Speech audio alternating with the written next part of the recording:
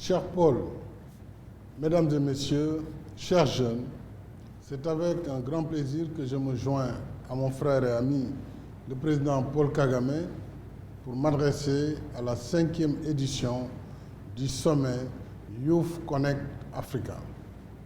Merci beaucoup, Paul, pour ton aimable invitation et les efforts que tu consacres à la jeunesse de notre continent. Prendre soin de notre jeunesse est le meilleur investissement que nous pouvons faire pour le présent et le futur, parce que ce sont les jeunes qui assureront la relève demain. Dans mon adresse à la 77e session de l'Assemblée générale des Nations unies, le 21 septembre dernier, j'ai rappelé qu'il y a certes l'Afrique des problèmes, que nous n'ignorons pas, mais qu'il y a aussi l'Afrique des solutions, dont fait partie sa jeunesse vibrante et créative, qui innove, entreprend et réussit. Cette jeunesse, c'est vous. Voilà pourquoi, dans une société dominée par l'économie du savoir et du savoir-faire, vous devez sans cesse apprendre à être confiant en vous-même, à vous informer et vous former pour vous préparer à relever les défis du futur. En tant que dirigeants, il nous appartient de créer les conditions propices qui ouvrent la voie pour l'épanouissement socio-professionnel des jeunes. C'est pourquoi le Sénégal investit plus de 26% de son budget dans l'éducation, la formation professionnelle, l'enseignement supérieur, la recherche et l'innovation, soit un ratio largement supérieur à la moyenne de 20% recommandée dans l'objectif de développement durable numéro 4.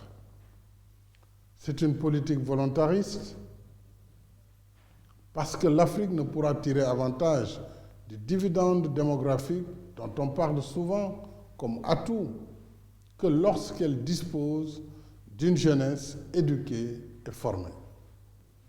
Il est fondamental d'offrir aux jeunes des perspectives d'emploi et de création d'activités génératrices de revenus en ville comme en campagne. C'est ainsi qu'ils seront utiles à eux-mêmes, à leur famille, à leur pays et à leur continent. Une jeunesse résiliente, comme le veut le thème de cette édition, c'est aussi une jeunesse qui s'investit pleinement en faisant vivre tout son potentiel pour se préparer à la vie d'adulte en évitant les dérives des temps modernes. En restant ouvert aux apports positifs de l'extérieur, vous devez vivre et pratiquer sans complexe les valeurs de culture et de civilisation qui vous sont propres, en lieu et place d'un mimétisme qui vous dépouille de votre personnalité et de votre identité commune.